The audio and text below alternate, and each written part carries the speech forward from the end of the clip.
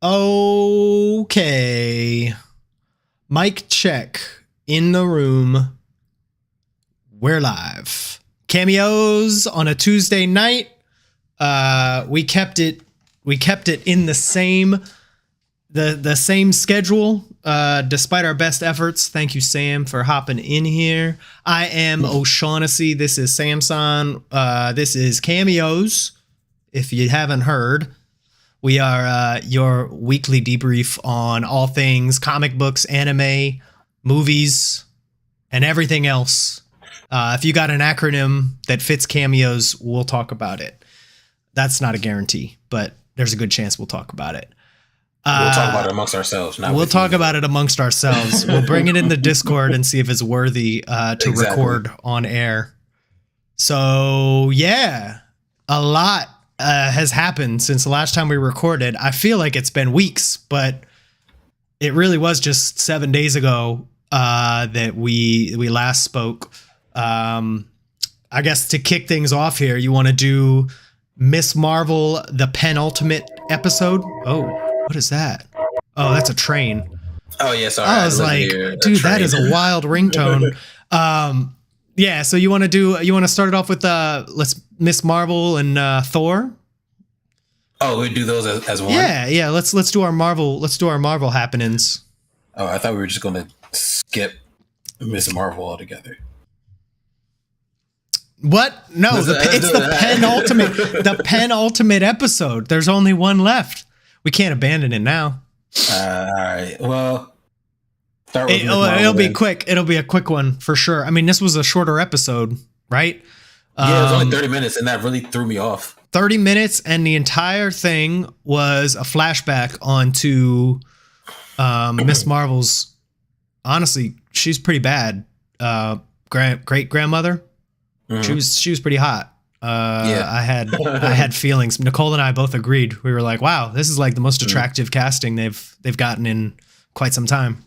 Way to sexualize someone in this show meant for teenagers. It's impossible not to. Way to go. Welcome to Cameos. Welcome. Where everyone gets sexualized at some point. Nobody's safe. No one's safe. No, we did sexualize someone in Moon Knight as well. Who did we sexualize in Moon Knight? I did that employee. Oh yeah, that was the first. That was like our first take. Oh yeah, she's hot. That was your first impression on that show. Was like, oh yeah, this bad junk. Yeah.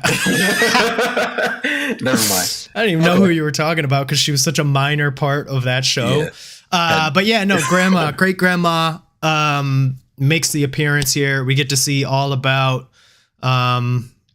sort of, how she came in. And that's how we spent the majority of the episode. Honestly, it's a flashback. It was a giant flashback sequence. We got to see sort of like what not apartheid. Sorry, wrong country, wrong continent entirely. We got to see what the what is that called? Where the partition. Same sounding word. We got to see what the partition looked like in India, which was interesting. I think one thing that this show has stuck through, like, to the end, for better or for worse, was they like leaned into the whole like Pakistani history thing. They really like set that up with Kamala's identity, and I appreciate all that. I will agree that this one, aside from being like an interesting history lesson, I didn't really get that much out of it. What about you? For me, one, it was way too short. And I think what did we say last week? My main issue with these is that they kind of like pack a bunch of stuff into an episode, into a season that doesn't need to be in there, and it kind of stops making sense for me. And so to make an episode shorter while still doing that, I'm like, I don't like this. I like the history. I think all that's important for the character, right? But what I didn't like was it turns out this whole episode was a time travel episode. I'm like, at this point, what is even going on? Now you got to explain what these bands are. They're not nega bands. They're not the quantum bands. What is this? What is going on here? And you don't think that the nega bands? I don't remember the nega bands giving someone the ability to time travel.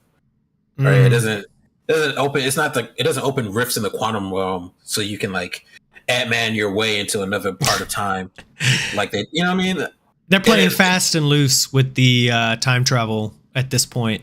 Like so, Kamala created like some kind of closed loop thing where she was the one who ended up giving. Oh, and by the way, I don't know if we do this at the beginning of most of our episodes, but spoiler alert, should be obvious. If you're here by now, you should know that we're going to be talking about all the shit up to now. And welcome to the new fans, the new Twitch fans. Oh, sweet, new Twitch fans. Yes. They should know that and they do. Old Twitch fans, thank you for being. They are required to subscribe to the channel. $5 dono is required to keep watching. So we'll just wait for that to come through before we continue. Yes, and Android Mandroid, thank you. We appreciate it. That's a name that sounds like it's extremely wealthy. Yeah, he's got $5. That man's got $5. He's not a stay-at-home dad or anything. Exactly. Listen, I think they played a little fast and loose with the time travel. I can't remember if it's a contradiction the way that they had Kamala go in and basically she was the one who gave herself she didn't give herself. She gave her great grandmother the band. Like she took the band from her dying great grandmother and gave it to her grandmother.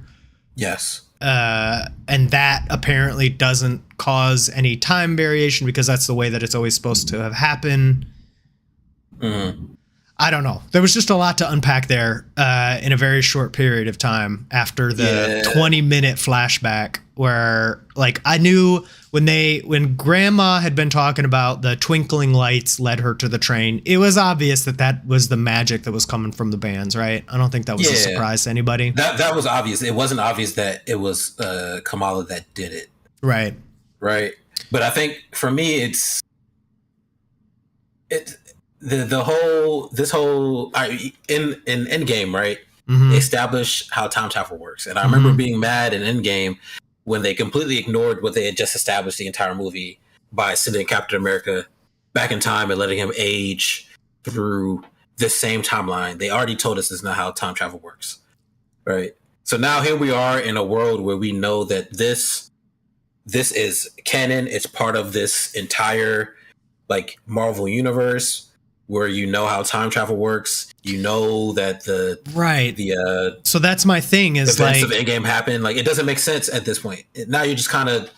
That's what I mean with they contradicted themselves. So if Kamala went back and affected that time, like she affected that should deviate and go into a whole new timeline. That makes her a variant. That's why. Well, yeah, I think it's only a variant if it wasn't supposed to happen, but. This whole closed time loop thing was something that they said was not a thing in Endgame. It was like you go back, you do something to that timeline, that goes off and does its own thing. Yes. So maybe for Kamala, it's her going back had always happened in her own. Maybe it's not a closed loop. Maybe it's just supposed to happen. And like, that's the way that it's supposed to be, is that this is supposed to create a diverging timeline. But it also doesn't. Yeah. Because she comes back with the same fucking. All right. So now at this point it's convoluted and still annoying. And we only had like 10 minutes to explore it. And then we get the really, all right. So the flashback happened. They go through what was happening with her great grandmother during the partition, and then the Kamala is the one that ends up leading her grandmother to the train. Blah blah blah. Everything's happy. Close out on that.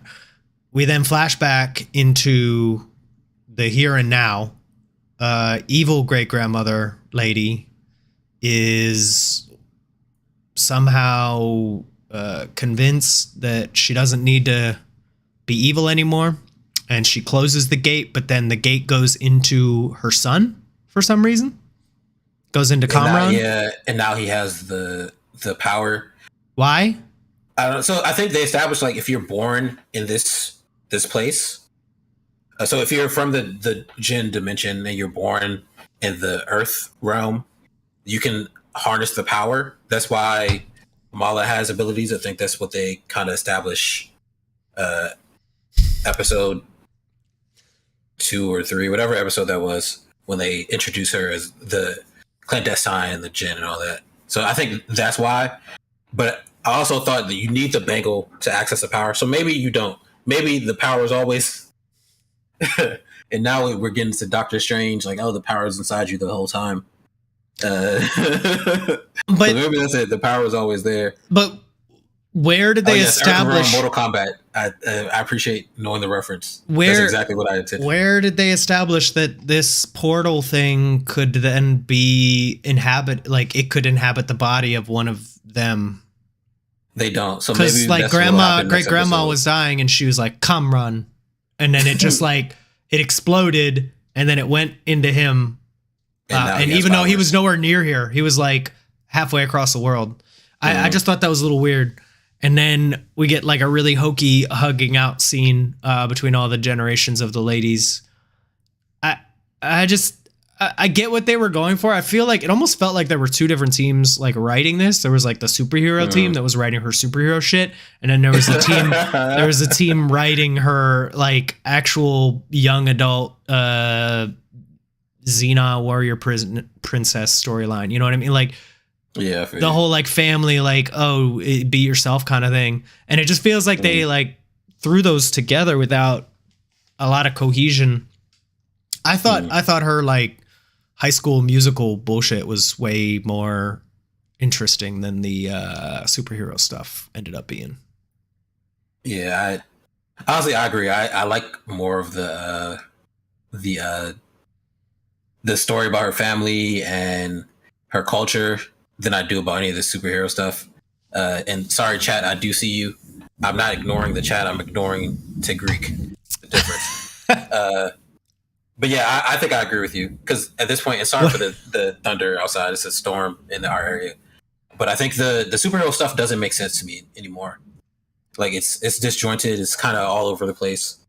I think at this point, I'm just more worried about, or I care more about the story of Kamala, right, and her history and her family's history than I do about her powers and all that stuff, because none of that makes any sense to me. It's kind of just there. Yeah. Yes. I totally agree.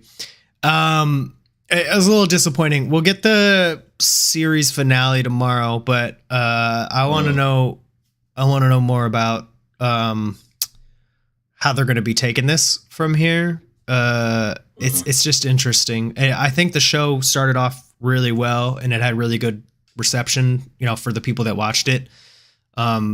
It's just going to be interesting to see, like, do they do a season 2 with this? I mean, they obviously are pretty much doing this just to build up to Captain Marvel and the Marvels. Yeah. I think at this point it's just a way to introduce a character without having to devote time in the movie to do it. Mm-hmm. Yeah. All right. So, yeah. Well, we will see tomorrow how they decide to wrap that story up, because I don't know. I'm a little disappointed that we also just found out that the Department of Damage Control is going to be the main villain here. What am I supposed to be responding to in chat, by the way? Like, chat is trolling. I was going to answer the question. Android Mandroid isn't trolling. They have a true thirst for knowledge. To answer your question, no one's going to help develop her powers, because it seems like she's completely developed them after meeting her grandmother, her great grandmother. If I'm being honest, she's had like full control. She just knows what she's doing now. And she got like her little training arc when she met what were they called? The Red Daggers? Yeah. Or whatever that group was called. She got a little training arc there.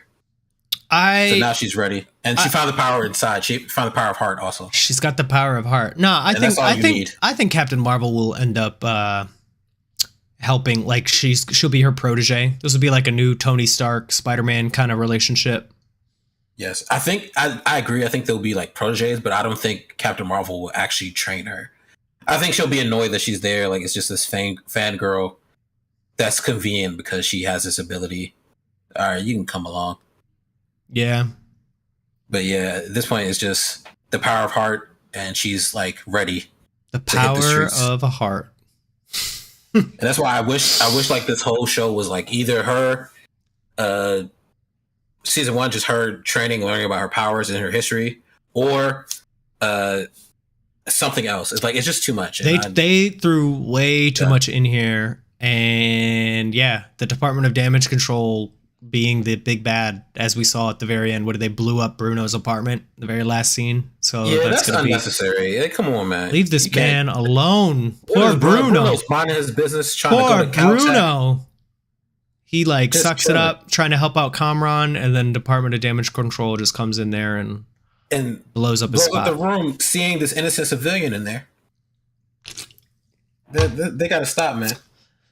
Well, maybe tomorrow we'll get a little bit something. It'll probably be Department of Damage Control being completely inept, as is tradition, and then we only got a couple weeks until She-Hulk, which is our next mainline Disney Plus entry. Yes. And then we got a little break from there, I think. Probably I Am Groot comes out sometime in there. That is not going to be. I think they said that that's not even going to be like canon. Like whatever happens in there is something. It's don't expect it to be in the next Guardian stuff. That's fine. I don't know if we'll cover I Am Groot. I don't know if I care about that. It depends on how good it is for me, whether I care to talk about it.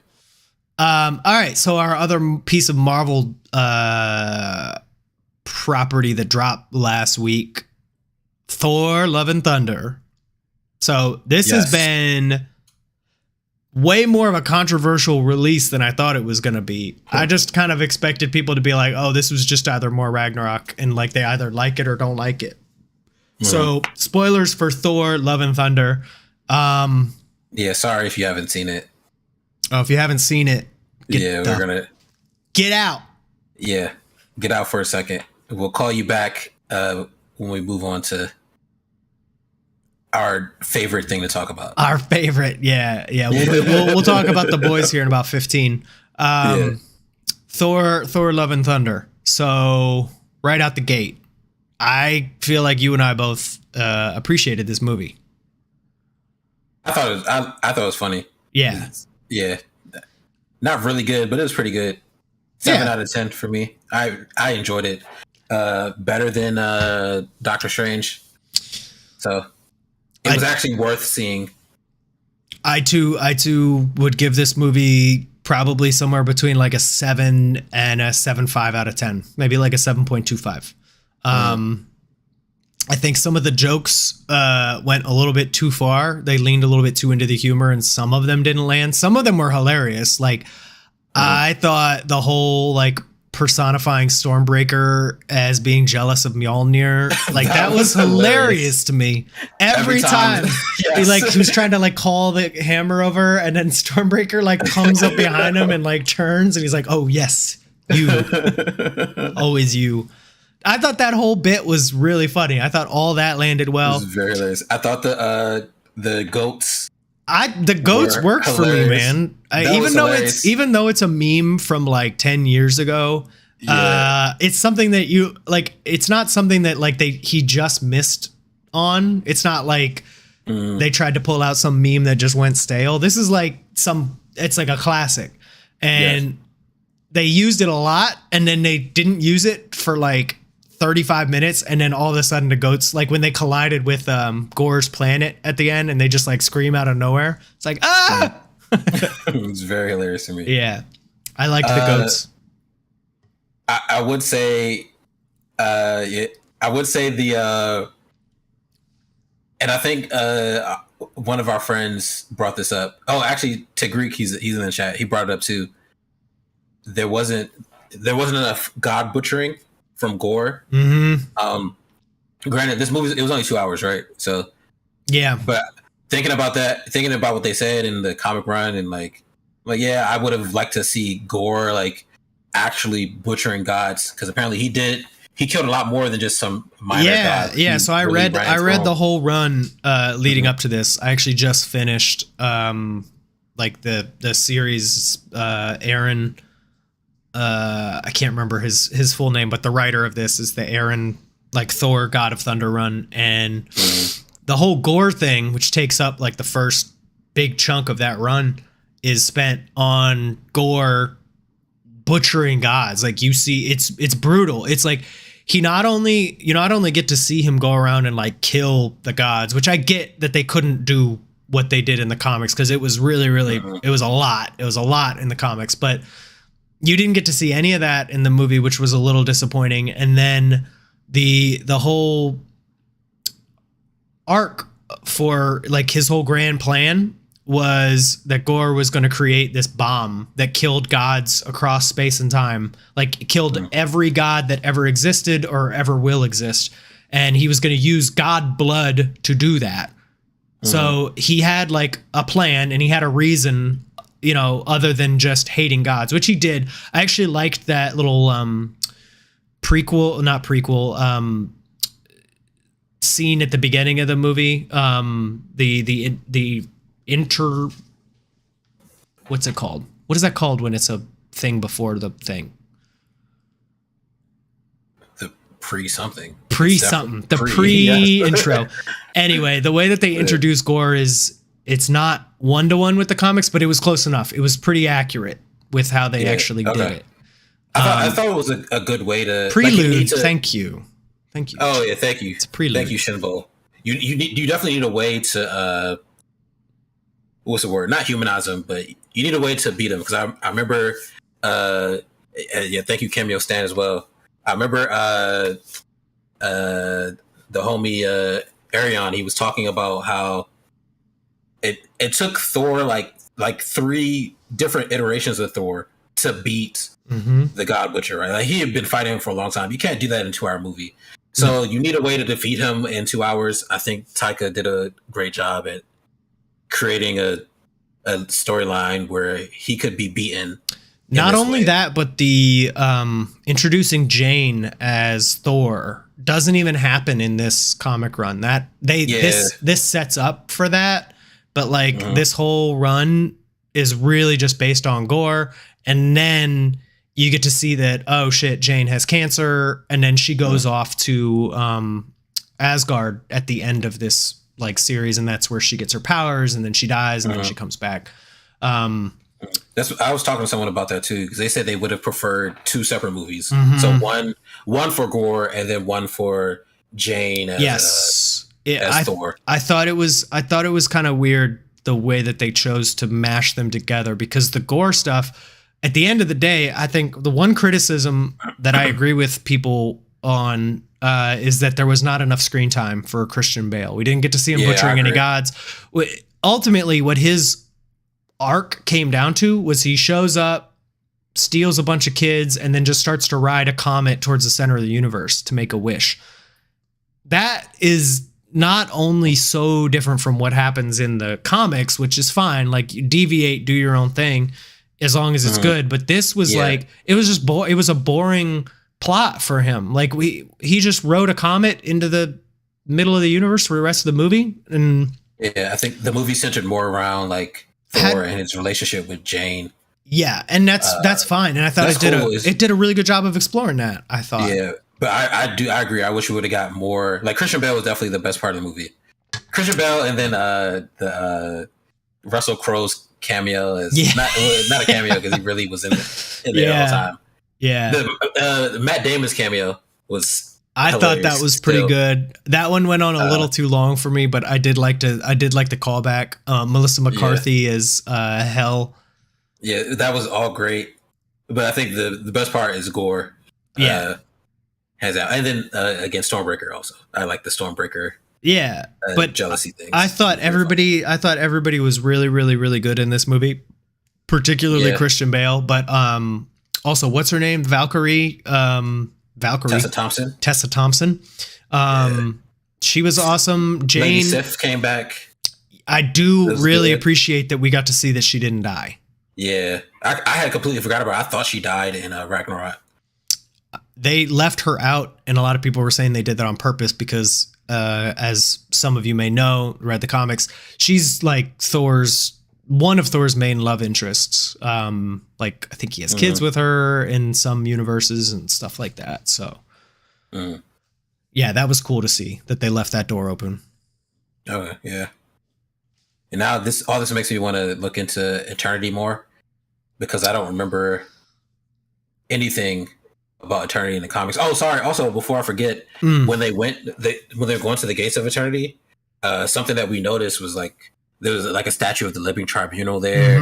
I think, and Ashem, or whatever the name of the Eternal, like main Eternal, Watu the Watcher.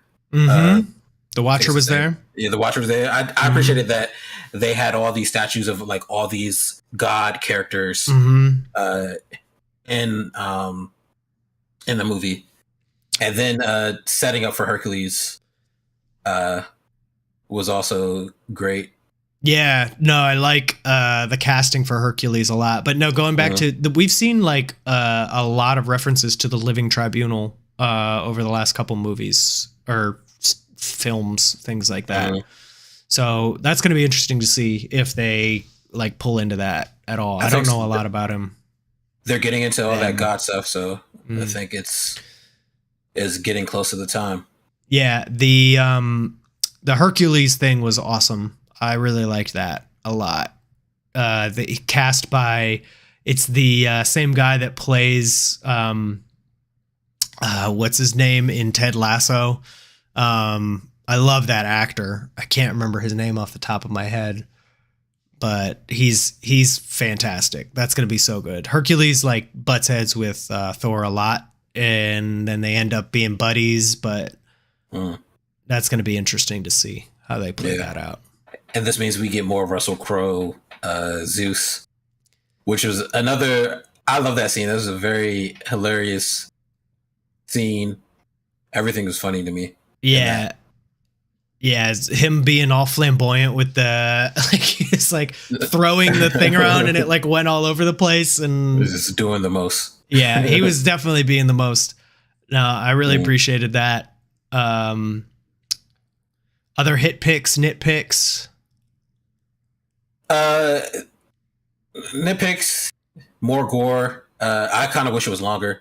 Just more content in there. Like you said, some of the jokes fell flat.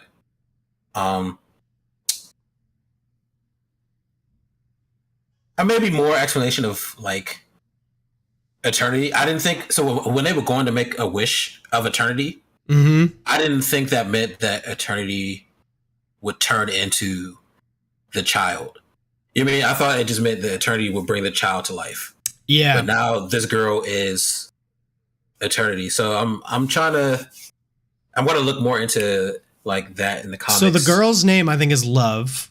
That's her character's name, and I think if you look at eternity, it's like eternity, love, death, and like there's these other like raw cosmic, I don't want to call them cosmic beings, but like concepts that are like the same as eternity. So yeah, eternity is like the personification of the entire Marvel universe, and like the way that they use him in the comics is like as weird and bizarre as that sounds. They use him to do stuff like this where you can make any wish. Yeah, but I didn't know that meant they become what you wish, right? Because let's say death, right? Yeah. Death is like, and for those who don't know, and like Thanos' like love interest is death, the personification of death. And he does all this stuff to satisfy death, and he like talks to her, right? So there's a actual being that's death, and it's hard to explain, that's why I don't put that in the movie. That's probably why they didn't put that in the movie. But I would expect if they're going that route where eternity is like the personification, they could bring in death and all these other personification of emotions that exist in the Marvel universe. It's just something that is now interests me that I'll probably, look into later. So I find it weird that they introduced this concept of like being able to go and make a wish, and like now we know the location of this thing, unless Eternity's just not there anymore. Which it's not. It's the girl now. Eternity is a love. The Gore's daughter now. He wasn't still sitting there after they made the wish? No. Sure? So I'm pretty sure after the wish was made, you see Eternity walking up to Gore. I know, like you see the reflection. Then, yes, yeah. And then you see the Love's eyes have Eternity's like glowy thing. Glow. Yeah. And then later at the end of the movie, you see the glow still. As Thor's raising her, he's essentially raising Eternity. So he's raising a new god with the power of eternity. So that's what I took from all that. Which is a deviation from the comics. Thought that she had like his powers. It was like a duplicate of him, you know. So we interpreted that differently then. So we'll know for sure as like movies progress and we get into more of the Marvel Cinematic Universe. We'll know for sure what happened, but I think it's the opposite. I think it's actually Eternity running around with Thor now. A new god has been created. It's clearly like way more powerful than Gore's original daughter. Okay. So yeah, solid movie. Definitely recommend giving that a watch. I think it's worth watching. Definitely enjoyed it more than Doctor Strange. I thought it was more cohesive. It was more entertaining. It was not nearly as frustrating. I think a lot of the criticism for it is just people wanted a more serious movie. But I think you and I both went into this knowing that it was going to be like Ragnarok dialed up, which is exactly what it was. Yeah. But I don't think it was better than Ragnarok. No. Ragnarok had the best mix of like the comedy and the tragedy and like the seriousness.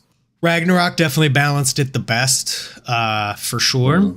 But this one did a good job, in my opinion, of still exploring the serious stuff, like of love and loss, and pretty much those two things. And then balancing that with trying to ride goats into the center of the universe to fight some stuff. Screaming goats.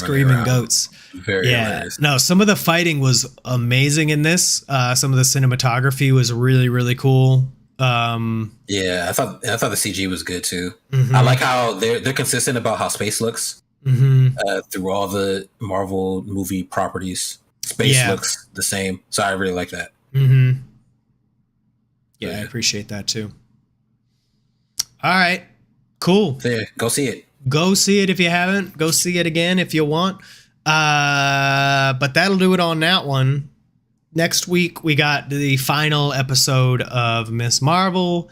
And then we're going to have to find a way to fill some gaps here until She-Hulk, I think.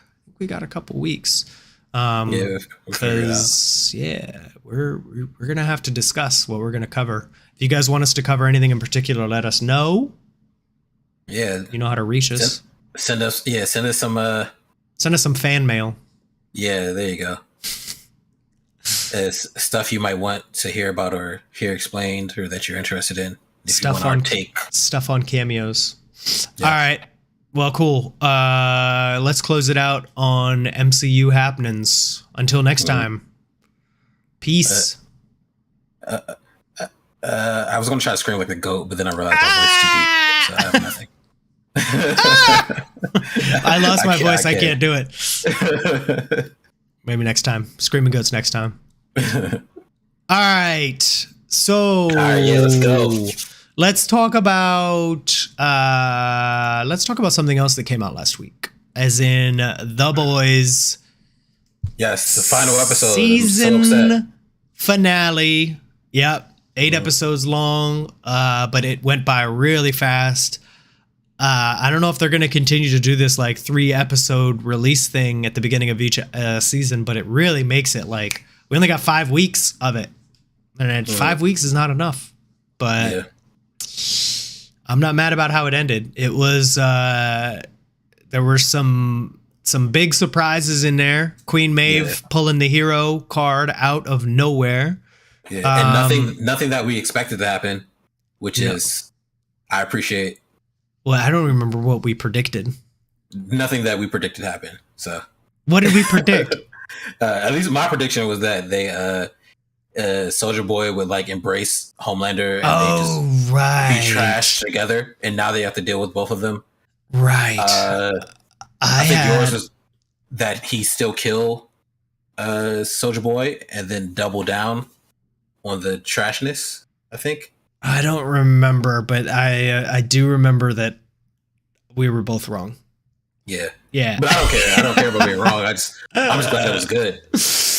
Yeah, it was pretty awesome. We had some tragedy at the beginning of the episode. Black Noir got the axe, which I was like, oh man, they really gonna do him like that, and they really did him like that. Got him out of there. Yeah, we got a whole backstory on him this season, and then should have known that was the way. Yeah. They were like, you gotta go, bro. It's sad because he was like Homelander's only friend, the only one that he trusted. And to be fair, Black Noir only told one lie to Homelander that whole time, and it was that he just didn't tell him about knowing that his dad was out there somewhere. Yeah, and he did that as a favor to Homelander. Yeah, like he hates his dad. Yeah, he always hates his dad. His dad is the reason that he can't talk. So right. Yeah, his dad beat his head in with the shield until he was like disfigured. One thing I am surprised they didn't do now Black Noir's out. I don't know that. I mean, maybe there'll be flashbacks in future seasons, but we didn't get to see his face at all after. Like we were led to believe that it was like messed up. Like it basically the whole like from here over was just like ruined by the shield. I'm kind of surprised for like all the shock and awe that this show had that we never got to see his face. I thought that was kind of crazy. Thought that was something that I definitely expected. Well, we saw his face in what country was that in? Somewhere in South America, Cuba. Yeah, and that was it. Wherever they went down there, that's the only time we saw his face. Yeah, right before all the stuff went down.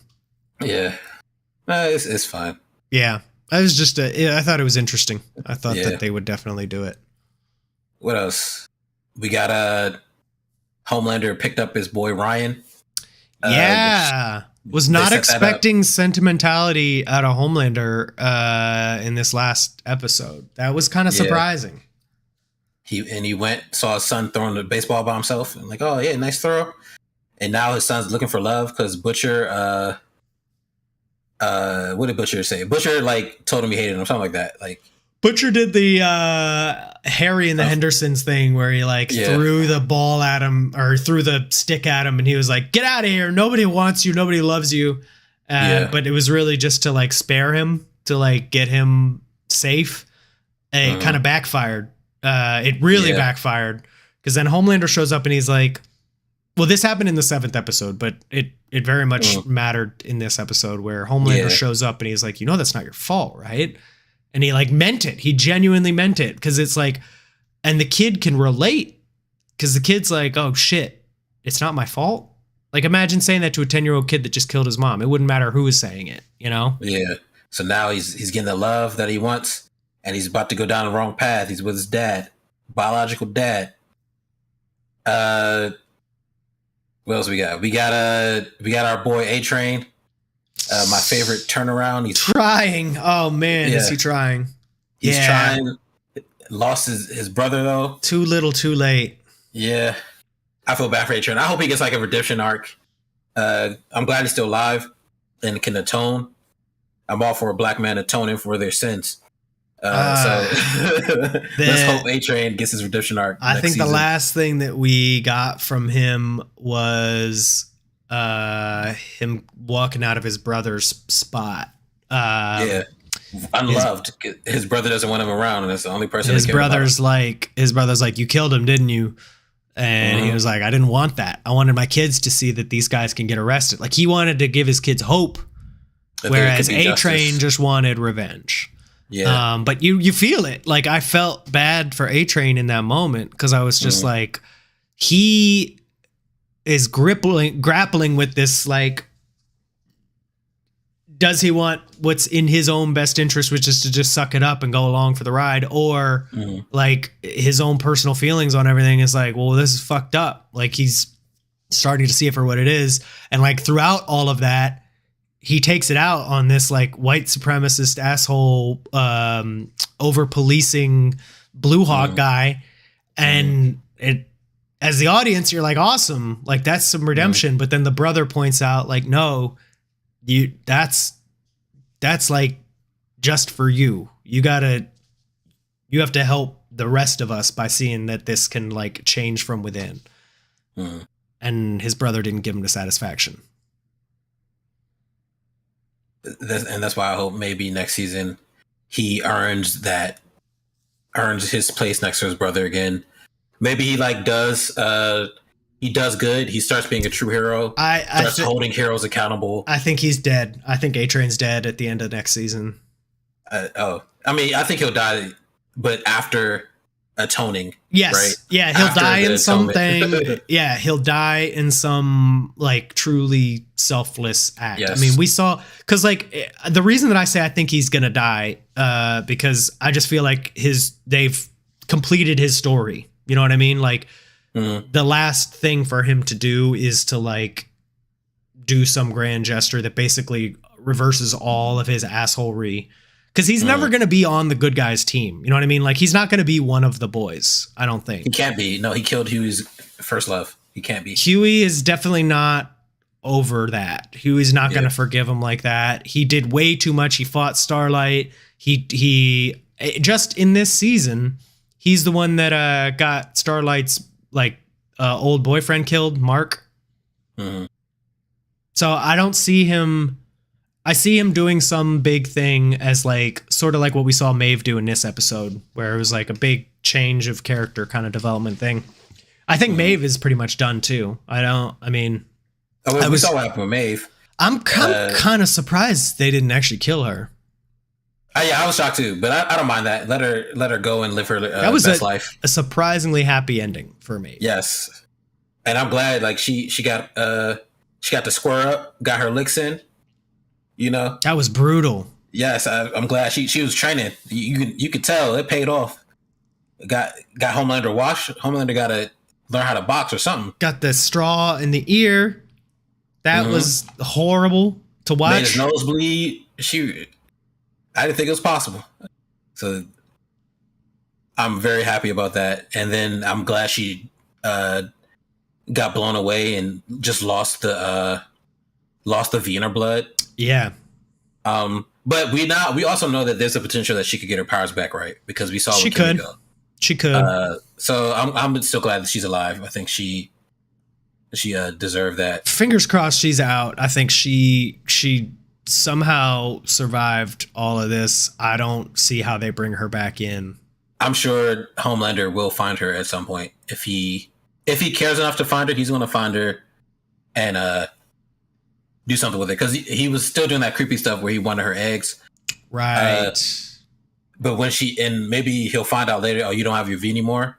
So he forces it back into her, still takes her eggs, and then he kills her. Man, see, now you are developing a Homelander arc that I could totally see happening. I thought Maeve was out, but maybe they're just keeping her back in there. They're using her like the eggs. They're just keeping her in reserve until they want to pull that out. God, that would be fucked up. And get the eggs all happy, you know. But they could do the same thing with Starlight, you know, like his whole. Yeah. And I think he wants Starlight. He could have always done it with Starlight, right? But I think Maeve is stronger than Starlight. Physically, yeah. Yeah, if we think about Starlight's power, she gets you see her be tight when like Huey turns up all the lights, and then she absorbs it. I thought that was a cool way to like power her up. Yeah, I did and too. I also appreciated in that moment that Huey, we saw him like not take the temp B, and he used his like brain instead. I appreciated that. That was good. But I know that it happens, and then you're like, all right, well, it didn't do much. Like, Yeah. All that to knock him down. He got right back up after that. Yeah, so. my headcanon was like, this is Homelander 1.0. You know what I mean? Like, this guy was the beta version. So maybe not 1.0, but like, he's supposed to be really, really tough. I mean, only person that can beat him is Homelander. So yeah, Maeve, she's got kind of super strength a little bit, but her main thing is like blinding people and sonic flashing them with her photons. Starlight's main thing. Yeah. What did I say? You said Maeve. Oh yeah, my bad. Yeah, Starlight. Yeah, Maeve is tough. What else? We don't get much from Frenchie. He kind of makes the drug and then gets shot in the ankles. I don't think he'll be able to walk after this. Really? Didn't seem like a serious of an injury. He got shot in his Achilles in the tendons. Maybe. So maybe that was just to take him out the game for a second. I think so. Okay, so that's fine. Kimiko is probably going to blame herself for Frenchie getting hurt like this because he she was busy like scratching up a dude that was kind of already done. Yeah. And then Frenchie got shot while she was doing that. So we'll see what happens with them next season. What else? Oh, Butcher's going to die. Oh, wait. Before that, Chad is saying they're surprised they haven't found a way to extract Soldier Boy's power of removing Temp V. Oh, so maybe they will next season, right? Because we know Soldier Boy didn't die in that explosion. Of course he didn't, because he never dies when he, does his radioactive thing. I don't know. No, he didn't die. What's her name? The Colonel took his body, put it in like storage, and then you're right. We did see that. That. Mm-hmm. And then they know what the chemical is that is used to keep him sedated, that the Russians were using. You're right. So she's just using that to keep him under. So they'll probably figure out how to get the V or how to do whatever his body is doing. So I think that'll happen in season 4, right? Season 4. Okay. Yeah, basically Chernobyl in gas form is what they're using to to stop him from moving. Yeah. But what else? We got we didn't cover everyone, did we? Oh, I like the scene where so after Homelander kills Black Noir, he's kind of just there, like, none of you are worth anything. He tells Ashley to take her wig off, which is totally dehumanizing and he's just power tripping. I mean, he's power tripping. Yeah. He's literally at this point, Edgar's not there over him anymore, and he can't be stopped, and he's wilding. Yeah, he's doing whatever he wants to whomever he wants, and if people have turned on him or he doesn't find a use for them, the only thing that he keeps him around for is to just pump up his ego a little bit, Basically, yeah. Oh yeah, we talked about Blue Hawk's heart and A-Train. We like that. We hope that A-Train gets his redemption arc next season. What else? We know that the Deep is a wild boy. Homelander whispered in his ear to go kill the vice president. Yeah. Right? Or to kill the potential VP candidate. The potential, VP candidate. So the Deep goes and drowns him. That's tough. There was some good setup for the next season. Yeah, because now they gotta deal with Vicky. Yeah, you gotta get her out of there. The head exploder. I'm surprised that the way that they left off at the end of last season, where we find out that she is the head exploder person, and then that leads into this. It has nothing to do with the rest of the season. It's kind of it was kind of wild how they set that up, and then they just kind of Huey just kind of stopped going into work. That was basically the end of that. And then she shows up and she's like, "Hey, Starlight, we can work together." Starlight's like, "Yo, you're a crazy murderer chick." They did pretty much leave off the whole Edgar Vicky storyline in like episode 3, and they really just started to hone in on like the they went really, really deep into the Soldier Boy stuff. So it's going to be interesting to see all of the political stuff resurface in the next one. Yeah. And Homelander just over there running amok at Vought. Yeah. And also, I wonder where Edgar actually is. Like, they have to, at some point, have his trial, right? So that probably happens in season 4. Yeah, I got to imagine the next time that we see him is going to be after the trial, and he'll be in some white collar thing, you know, on house arrest, maybe. He won't be in jail. Yeah, he might be on house arrest at most, but I would be surprised if it was even that. Because he's just got too much political pull. Like he was always 3 steps ahead. Yeah. So I don't see his thing with Vicky having a serious fallout, but maybe he'll be, you know, the anti-hero in the next one, and he'll help them try to bring down Vicky from his angle. That'd be an interesting dynamic. Yeah, we'll see. What else? Oh, we get some catharsis for Marvin, because in his mind, at least, Soldier Boy's dead, and now he explains the history to his daughter. You know, why he felt the way he did, all that stuff. So I thought that was good. It was glad got a little bit of closure on his thing. Yeah, it won't be closure next season, but it was good that he got a little something this episode. We know Butcher's dying, which is tough for him, and especially when my personal thought, I thought when like Butcher protected Ryan from the explosion, I thought Ryan was going to realize like, oh, you really do love me, but nope, Ryan's gone. So Ryan's gone, man. That was like the ultimate tough moment for Butcher to me. That's definitely going to be one of the main things that they got to explore next season, is trying to get Ryan back from Homelander. Yeah. But you saw the way he was smiling at the end. That boy's gone. Yeah. And that was my favorite scene, because we had our boy Steely Dan throw a drink. Steely Dan. Yeah, Steely Dan do a drink at Ryan. Homelander's lasered him in front of everybody, and then everybody Marvin started clapping. Yeah, oh my god! The guy who started it off was like Marvin's ex's fiance or whatever he is. Yeah, started cheering like, "Yo, you're wilding. This is wild." He drank the Kool-Aid, man. He drank the Kool-Aid. And I think I knew that was going to happen, though. I mean, there was no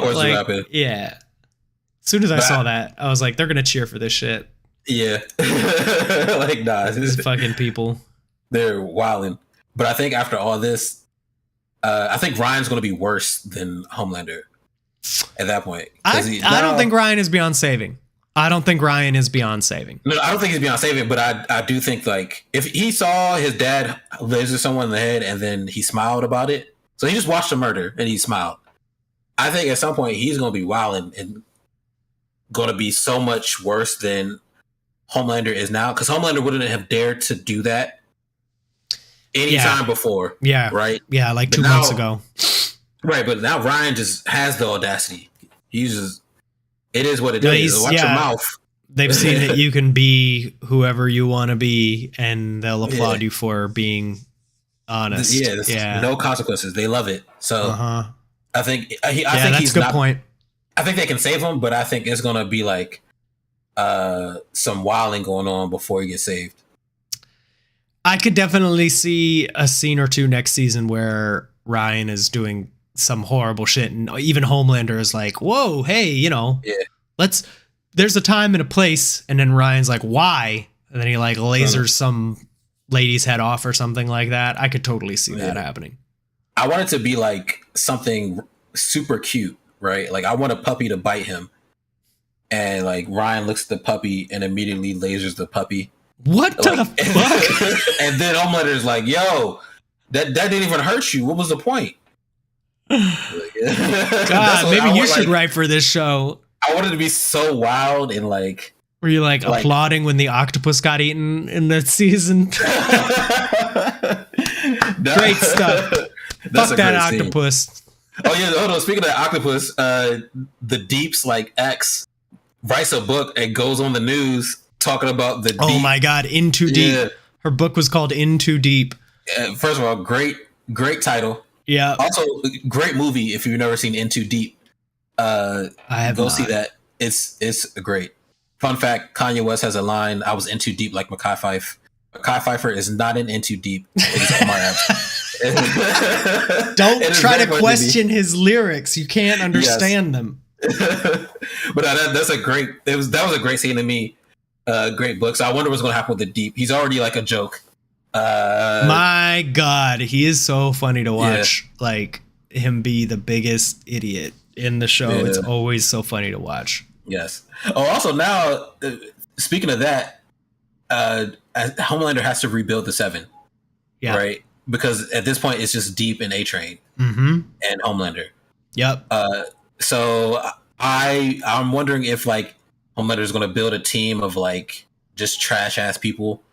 I don't even like who's left around that they've introduced before. Like I'm trying to think of like, oh, they might pull in blah blah blah. Like all the heroes have died up to this point. Yeah, it's a lot of dead heroes. So we'll probably get some new blood on there. See what's going on. Yeah, it's gonna have to be. Yeah, I'm excited, man. This is a good setup for next season. They've got a lot of irons in the fire. And they closed out a few things this season, but not as many. You know, the Soldier Boy thing got tidied up pretty nicely, but the whole purpose of this season was to find a way to kill Homelander, and they obviously didn't do that yet. So. Yeah. So that's probably coming next season when the Colonel works this out. Now that she has Soldier Boy's body. Yeah. Maybe. Yeah. I'm excited. Oh, and how long does Butcher have? Like 6 months? 12 months on the long end. Okay. So yeah, we'll see what's going on with that boy Butcher. Mm-hmm. I'm still holding out hope boy that Billy. Like, I'm still holding out hope that they'll like get true V powers. I think that was one of our theories that might happen this episode, which didn't happen. Was it didn't happen. They were all gonna have to shoot up with like permanent V to help stop. I mean, honestly, if they had, things might have turned out differently. They might have been able to kill Homelander had they just all shot up with some real V. But even Huey didn't. Yeah, he didn't bother. But stuck to their morals. Imagine if Butcher shot up with real V. I would assume that his power is the same as the Temp V, right? Which means he's at least strong enough to truly fight Homelander. Because he was about as strong as Soldier Boy. A little less, but yeah. Yeah. So, if anything, I would just imagine if they just have like a heightened version of their temp powers. But yeah, I would think that they would keep the powers the same. Yeah. So there's no reason they shouldn't. Yeah. We'll see. Yeah. All right. Well, we got a whole year to wait. We got to figure out what we're going to cover next, because aside from Miss Marvel, which comes out tomorrow, we got some. We got to talk about some new shows, man. Yeah. There's always the anime too. There's always the anime. We got a couple movies coming out. I know there's that Brad Pitt train movie that both of us want to see. Yeah. Dragon Ball Super comes out August, maybe? The Gohan movie? Yeah. Dragon Ball Superhero. I don't know how I feel about that one. That one looks weird to me. It looks weird to me too, but I'm gonna watch it, see how it goes. Oh, I'll watch it. I'm not as excited for this one as I was for Broly, which was the last one. Yeah, fair. Same, I agree. Yeah. We got a couple things. All right. Well, if you're that is true. Yes, Cameo Stan. Thank you for the reminder that the Targaryen show, House of Dragons, I believe it's called. Yes, that comes out. When does that come out? August. Cameo Stan says it comes out in August. Okay. All right. I'll watch it, even though I wasn't happy with the last season. I don't think this is by D&D. It's not by the same dudes that. Oh, so maybe it'll be good.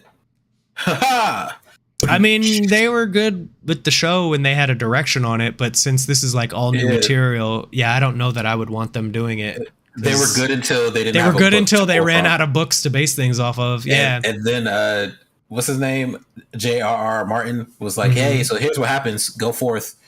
George R. Martin just basically told him. George. Yeah, he basically told him like what the ending was supposed to be. But he, since we're talking about Game of Thrones real quick, he just came out and said his next book is finally in its like somewhat final form, which he said that like 2 or 3 times over the past couple of years, but for some reason people seem to think this next book might be close to be coming out.